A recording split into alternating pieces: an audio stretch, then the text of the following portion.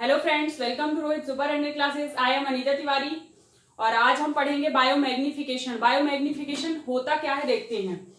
तो बायोमैग्निफिकेशन एक शुद्धिकरण की जैविक विधि है।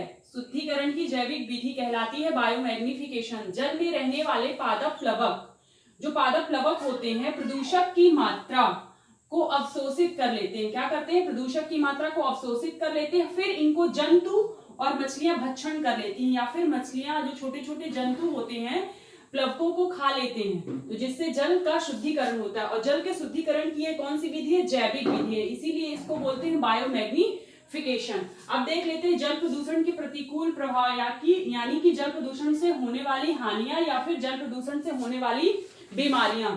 तो पहली बीमारी क्या है? इटाई बीमारी किससे होता है? कैडमियम की उपस्थिति के कारण। अगर जल में कैडमियम की उपस्थिति हो जाती है तो इटाई नामक बीमारी हो जाती है। दूसरा है एस्बेस्टोसिस।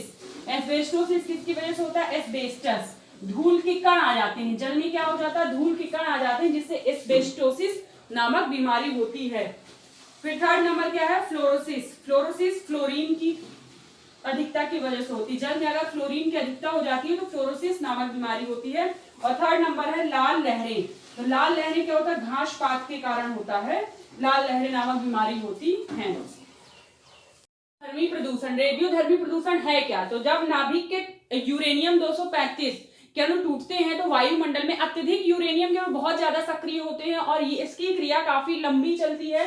और इसके उदाहरण है uranium, thorium, plutonium, radium, potassium आदि तत्वों से रेडियो एक्टिव तत्व उत्सर्जन होता है। जब ये इन तत्वों का उत्सर्जन होता है और ये इनकी क्रियाएं अत्यधिक मात्रा में कंटिन्यू चलती ही रहती हैं, तो इनसे कौन सा प्रदूषण फैलता है? रेडियोधर्मी प्रदूषण फैलता है। और इसमें एक हाइड्रोजन बम में कौन सी क्रिया होती है? नाभिकीय संलयन की अभिक्रिया होती है। हाइड्रोजन बम में नाभिकीय संलयन की होती है और एटम बम में नाभिकीय विखंडन की क्रिया होती है।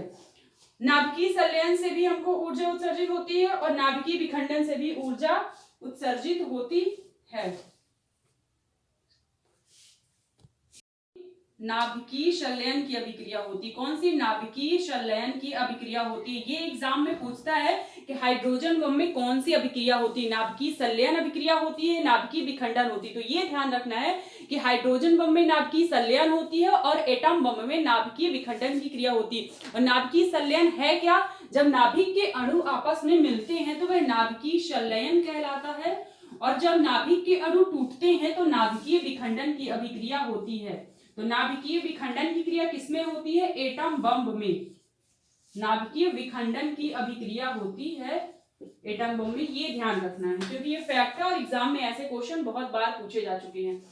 फिर है हमारा नाभिकीय प्रदूषण के 3 समूहों में रखा गया है। नाभिकीय प्रदूषण को कितने समूहों में रखा गया है? 3 समूह में। पहला है हमारा अल्फा समूह, दूसरा है बीटा समूह, तीसरा है गामा समूह। अल्फा समूह जो विकिरणें होती हैं, अल्फा विकिरणें होती हैं, वो कम सक्रिय होती हैं और इसके आने से त्वचा की बीमारियां होती हैं, जैसे खुजली हो गया, त्वचा का फटना हो गया, ये सब अल्फा समूह के कारण होती है, कम सक्रिय होती है।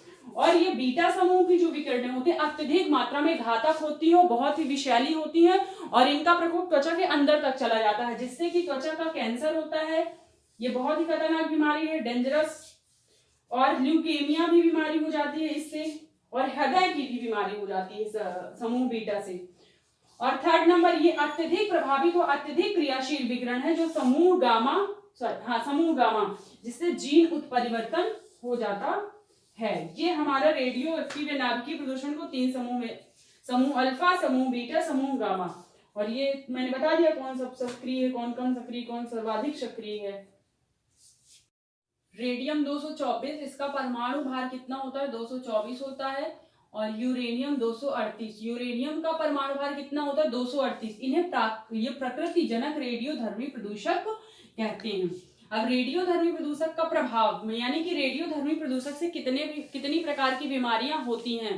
तो कौन सी बीमारी होती है? कैंसर होती है, ये मैंने बताया था, बीटा किरणों की वजह से होती है। आनुवांशिक गुणों का परिवर्तन गामा किरणों की वजह से होती है। और फलों व सब्जी का जहरीला होना भी रेडियोधर्मी प्रदूषण की वजह से ही होता है। और स्थायी विकलांगता आती है रेडियोधर्मी प्रदूषण से, यानी कि स्थायी विकलांगता जो कभी समाप्त ना होने वाली है। और एक होता है रेडिएशन लेवल 7। ये रेडियोधर्मी प्रदूषक का मापक कहलाता है। इसको रेडियोधर्मी प्रदूषक का मापक क्या है? रेडिएशन लेवल 7, जो कि रेडियोधर्मी प्रदूषक को मापने का कार्य करता है। अगर हमारी क्लास अच्छी लगी हो तो लाइक करें, और जो भी इस चैनल पर नए हो चैनल को सब्सक्राइब जरूर करें। Thank you everyone.